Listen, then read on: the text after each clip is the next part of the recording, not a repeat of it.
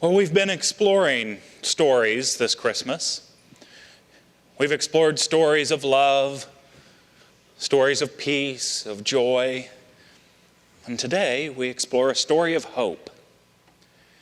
And we've been exploring these stories with the understanding that each one of these themes, these ideas of love, peace, joy, and hope, that they're divine qualities. Things that exist within each one of us. Things that, when we turn our attention to these qualities and work on manifesting them, allow us to really shine the brilliance of the God light that we are. And so we spent time exploring each one of those. And then this Thursday evening is when we'll come together and this sanctuary will be filled with the light of hundreds and hundreds of candles as we celebrate that divine light that is shining within us. But until then, we still have one more quality to take a look at. The quality of hope. It's that quality within us that assures us that our good is out there in the future.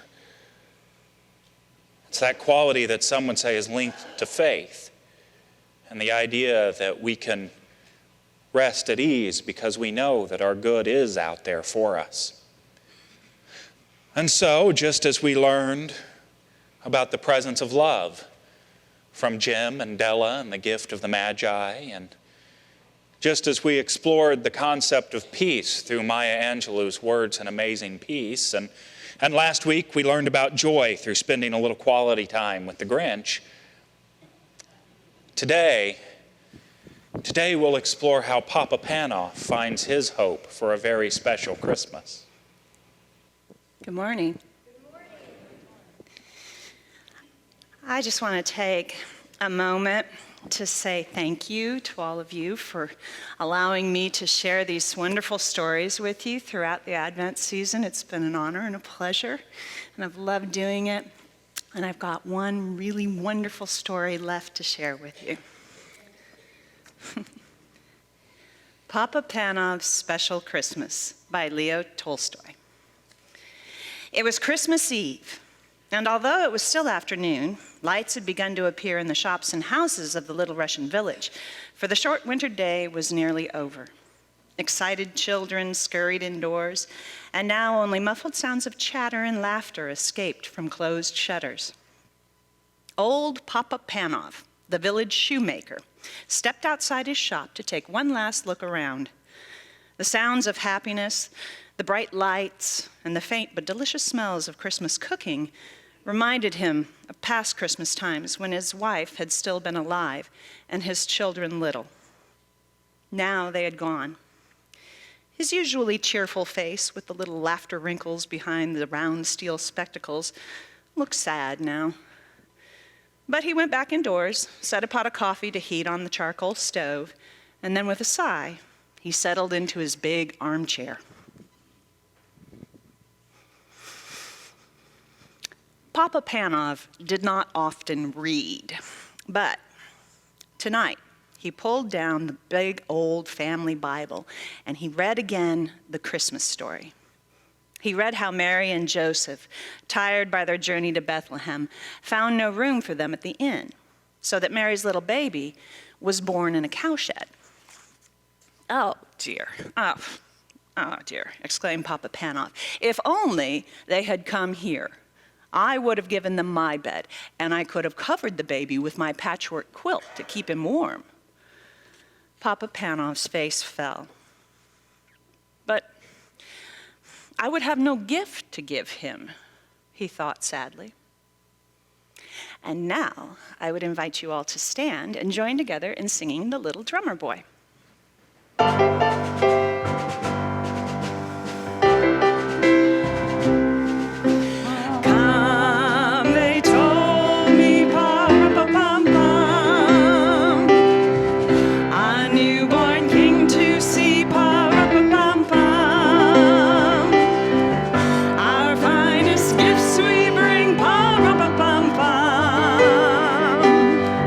To lay before the king, pa-ra-pa-pum-pum.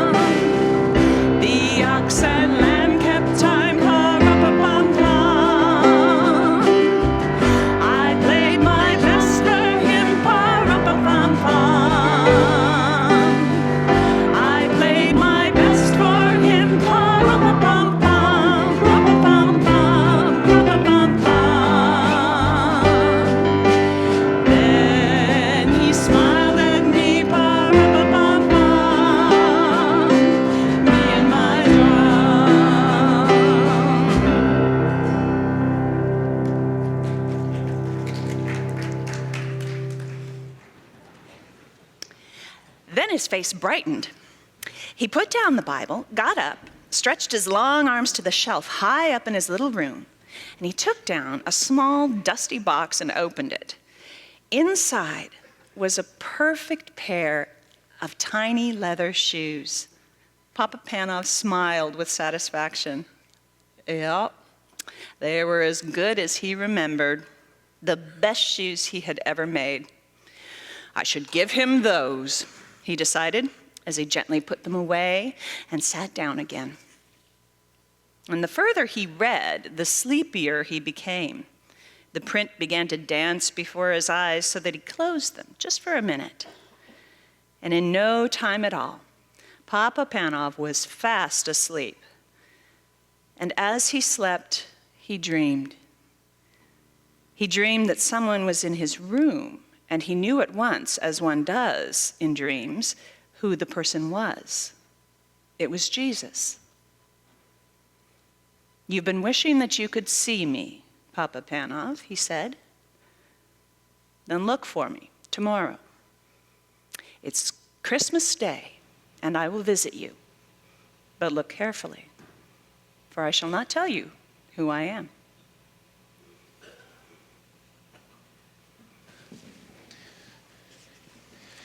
You know, I suspect that Papa Panov's experience is similar to one that many of us have had. I mean, I know I've had it myself.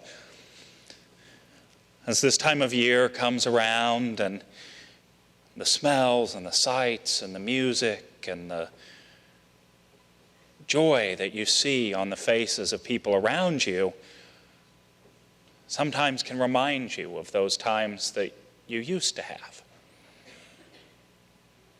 Of family that may no longer be here, or kids that have grown and moved on. And it's hard to feel hope when you're there. It is. It's just hard to be filled with that hope that we know the presence of God within us can give us if we're experiencing fear or worry or loneliness or sadness. But Papa Panov is about to find out that when we connect with the presence of God that's within us, and we begin to see that presence of God in the world around us, that the truth of the matter is that, well, we are filled with hope. The world around us gets filled with hope. The people in it are filled with hope. And all it takes is us looking for that presence of God within us to be able to make that shift.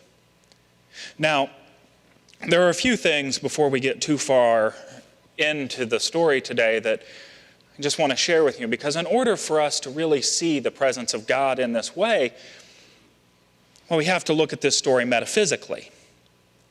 And in Unity, we like to do that from time to time, especially with the Bible. We like to look at the Bible in metaphysical terms. So we'll take a look at it and see what sort of meaning we can find beyond just what's literally written on the surface. Sometimes you'll hear it called allegorical interpretation, but it's that sort of looking at something and saying, okay, what does this mean here? I promise you almost all of you did it in an English class when you sat there and argued about what that tree really meant. Well, we do the same thing with the Bible. We look at the stories and we go, okay, what does this mean? What sort of hidden context can we pull out from what the author had said here? And it doesn't just happen with the Bible, it happens in Leo Tolstoy's story as well. So there are some things about how Unity likes to view Jesus that I want to share with you. First of all, in Unity, we view Jesus. So when you see just the name Jesus, as we do in this story here, when Papa Panov knows that it was Jesus in the room with him. When you see just that name, know that we're talking about the man Jesus, the person who lived. Sometimes you'll hear him called our way shower, our elder brother, our guide, our teacher. And that's how Leo Tolstoy is using Jesus in this story. He's using him as a way shower for Papa Panov. Now, I know there's some of you out there maybe going, okay, but what about Jesus Christ? How does that fit into it? Because I've heard you say a couple of times the Christ nature, or the Christ within, or the Christ presence. Well, when you hear that idea of the Christ, what we're talking about is the perfect presence of God, the divine light and love of God that shines within you. And here's the thing. Jesus isn't the only one that had that ability within him. We all do. Each and every one of you carries that Christ nature within you. It's a part of who you are. So Jesus realized that potential, manifested it within himself, and we call him Jesus Christ. But that doesn't mean that it's impossible for you to become Tom Christ. We just have to be the ones to realize that that presence is within us. But there's a mistake that we tend to make when we do this. And Papa Panov is about to make that same mistake. So in the meanwhile, let's just listen to the story and look for that Christ presence. When at last Papa Panov awoke, the bells were ringing out. "Bless my soul," said Papa Panov, "it's Christmas Day." He stood up, stretched himself, for he was rather stiff. Then his face filled with happiness as he remembered his dream.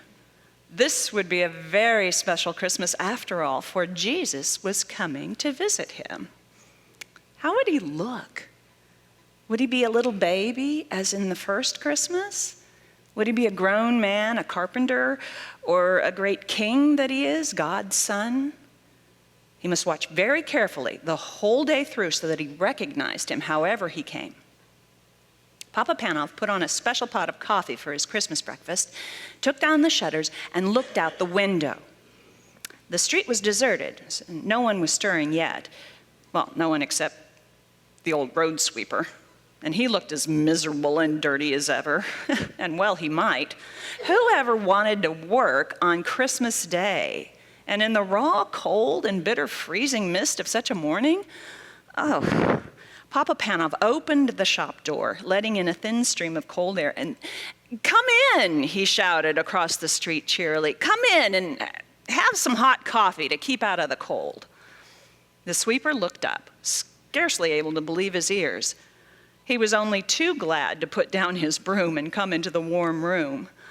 His old clothes steamed gently in the heat of the stove, and he clasped both red hands round the comforting warm mug as he drank. Papa Panov watched him with satisfaction. But every now and then his eyes strayed to the window. It would never do to miss his special visitor. "Expecting someone?" the sweeper asked at last. So Papa Panov told him about his dream. "Well, I hope he comes," the sweeper said. "You've given me a bit of Christmas cheer I never expected to have. I'd say you deserve to have your dream come true." And he actually smiled. And when he'd gone, Papa Panov put on cabbage soup for his dinner and then went to the door again, scanning the street. He saw no one, but he was mistaken. Someone was coming. The girl walked so slowly and quietly, hugging the walls of shops and houses, that it was a while before he noticed her. As she drew nearer, he could see that she was very tired and she was carrying something. He looked to see, and it was a baby wrapped in a thin shawl. There was such sadness in her face and in the little face of the baby that Papa Panov's heart just went out to them. "Won't you come in?" he called, stepping outside to meet them. "You both need a warm by the fire and a rest." Well, the young mother let him shepherd her indoors and to the comfort of the armchair. She gave a big sigh of relief. "I'll warm some milk for the baby," Papa Panov said. "I've had children of my own. I can feed her for you." He took the milk from the stove and carefully fed the baby from a spoon, warming her tiny feet by the stove at the same time. She needs shoes," the cobbler said. But the girl replied, "I can't afford shoes. I got no husband to bring home money, and I'm on my way to the next village to get work."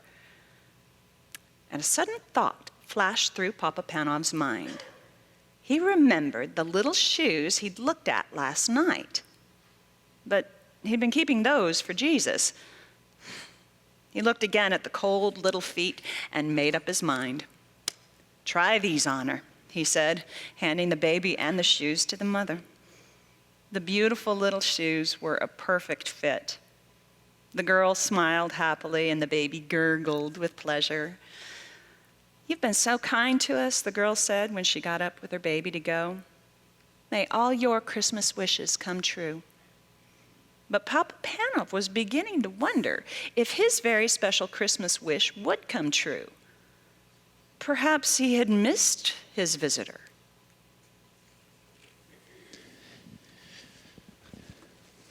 You see, Papa Panov has made the same mistake that so many of us have made. Papa Panov is looking for Jesus. And Jesus isn't coming. The Christ is what's coming. The Christ is already here. It's already present within each and every one of us. You see, we spend all this time looking for somebody who's already been here. And we miss the message that he came to teach in the first place. That each and every one of us has the very light of God shining within us. And so let's take this opportunity now to turn within, to move into a time of meditation, a time of realization that that Christ light is already here, that Christ light is already present within each one of us, that we simply have to connect with it. We simply have to recognize that its presence is here. And so although we recognize that in this moment, we ground our outer mind now in spirit by centering ourselves and speaking the words of the Lord's Prayer. If it's comfortable for you to speak them, know that you may use whatever words, whatever translation is comfortable for you. If it's not comfortable for you to speak them, just know that you may remain silent and hold to this connection of the light and love of God that you are. And so we do center ourselves together by speaking the Lord's Prayer now. Together, Our Father, which art in heaven, hallowed be thy name. Thy kingdom come, thy will be done, on earth as it is in heaven. And give us this day our daily bread, and forgive us our trespasses, as we forgive those who trespass against us. And leave us not in temptation, but deliver us from evil. For thine is the kingdom, and the power, and the glory.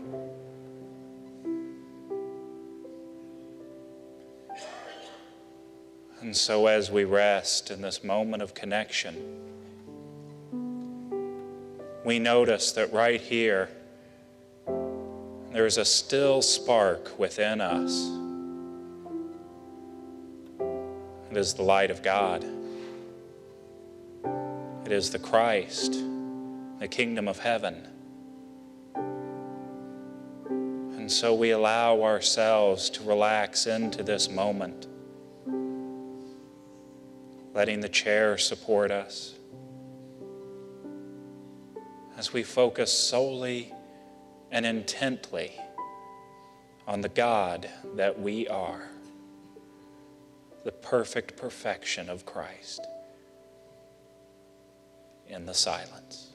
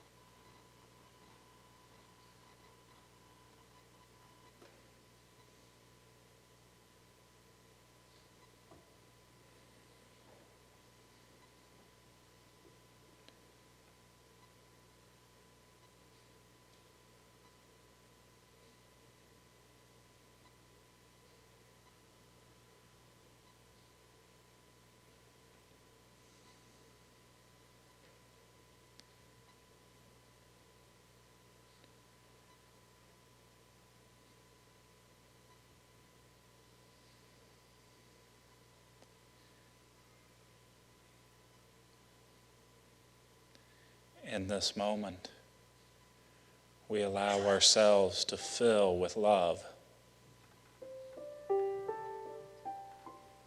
Love for the presence of God that we are. We feel that love for God flowing through our bodies now, filling the entirety of our heart, our soul, our mind,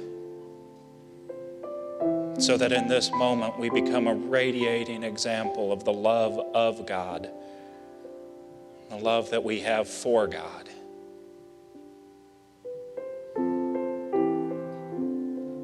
The love that we feel because we know that God expresses as us. And that presence of love gives us a great hope in this moment. And for that, we are grateful. Amen.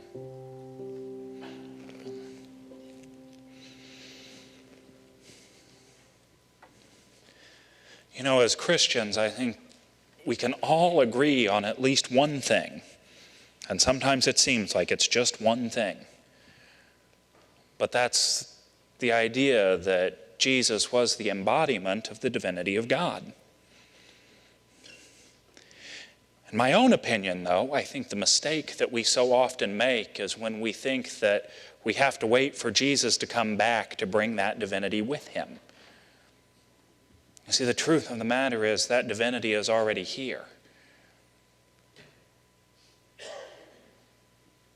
We simply have to remember it.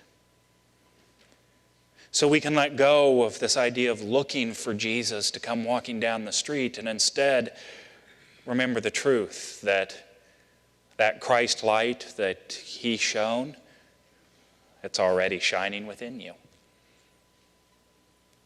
Or at least that's my interpretation of it. I don't know, let's see if Papa Panov goes down a similar path. He looked anxiously up and down the street. There were plenty of people about, but they were all faces he recognized. There were neighbors going to call on their families. They nodded, smiled, wished him happy Christmas. Or beggars. And Papa Panov hurried indoors to fetch them hot soup and a generous hunk of bread, hurrying out again in case he missed the important stranger. All too soon, the winter dusk fell. When Papa Panov next went to the door and strained his eyes, he could no longer make out the passers-by. Most were home and indoors by now anyway. He walked slowly back into his room at last, put up the shutters, and sat down wearily in his armchair. So, it had all just been a dream, after all. Jesus had not come. And then, all at once, he knew that he was no longer alone in that room.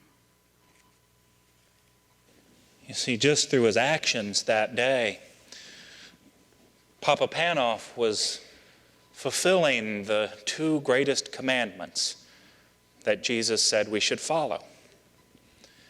It's in the Gospel of Matthew.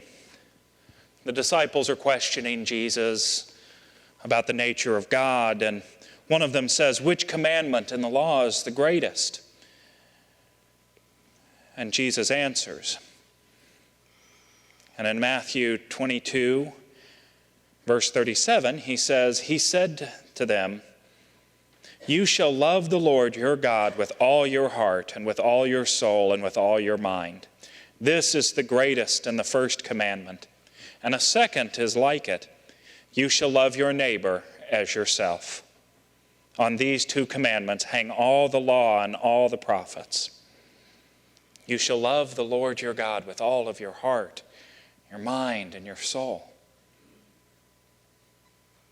And the second greatest commandment is to love thy neighbor."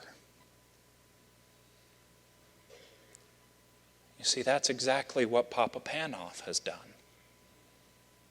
Through looking for Jesus and all of the faces he saw that day, he allowed himself to fill with that love of God.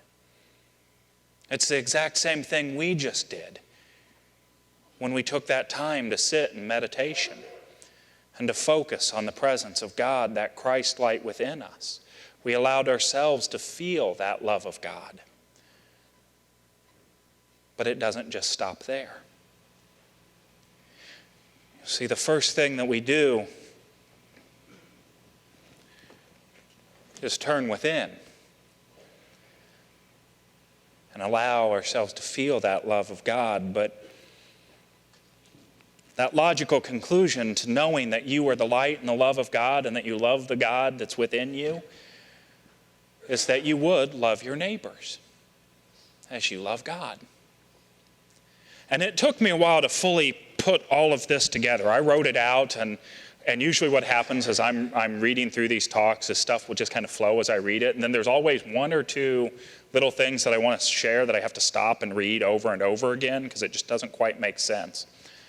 And this was one of those things. And here was what I finally realized. If the first greatest commandment is that I love God with all of my heart, my soul, my mind, and I know the truth that God is expressing through me into the world, well, it stands to reason that God is also expressing through each one of you. And so if the commandment is to love God with all of my heart, my mind, my soul, my body, and I'm not loving my neighbors, I'm not loving God. Because the same God that's in me is the same God that is in each and every one of you. And so when we're called to love our neighbors, we're called to love that presence of God that's within them. We're called to greet them with compassion, with love, with peace, with kindness.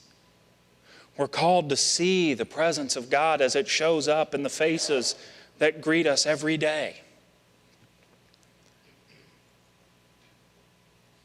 And by the way, the Christ did show up at Papa Panov's house. Did you notice when it came in? Which one it was? Let's see if you were right.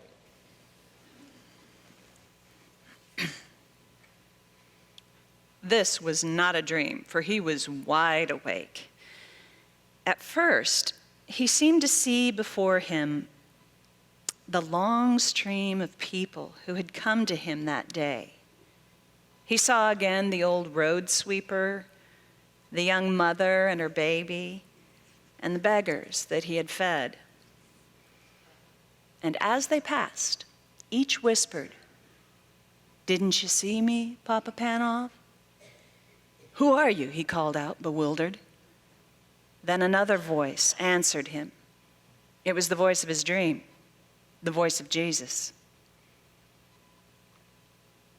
"I was hungry, and you fed me. I was naked, and you clothed me. I was cold, and you warmed me. I came to you today in every one of those you helped and welcomed." Then all was quiet and still, and only the sound of the big clock ticking. And a great peace and happiness seemed to fill the room, overflowing Papa Panov's heart until he wanted to burst out singing and laughing and dancing with joy. So he had come after all, was all he said.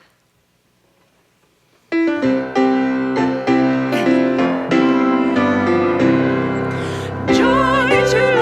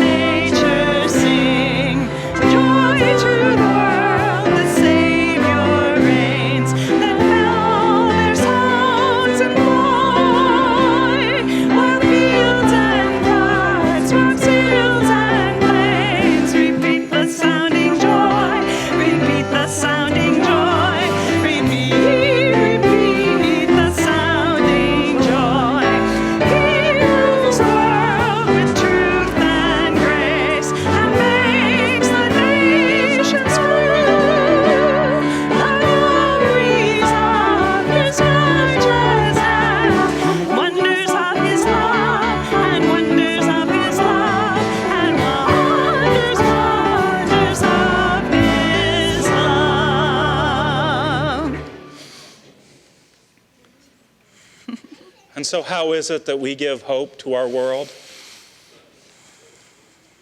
By remembering that the presence of God is within each and every one of us. That the light of God shines within each and every one of us. And you can look at these faces and know that that is true.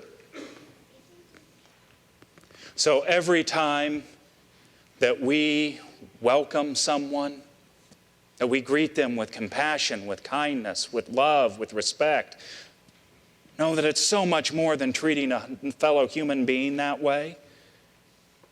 That you're greeting the very presence of God with love, kindness, respect, and welcome. And so there's no need for us to wait for the Christ to arrive on Christmas Eve, because it's already here, right now, within each and every one of us. And Jesus said, I was hungry and you fed me. I was naked and you clothed me. I was cold and you warmed me. I came to you today in the face of everyone whom you met.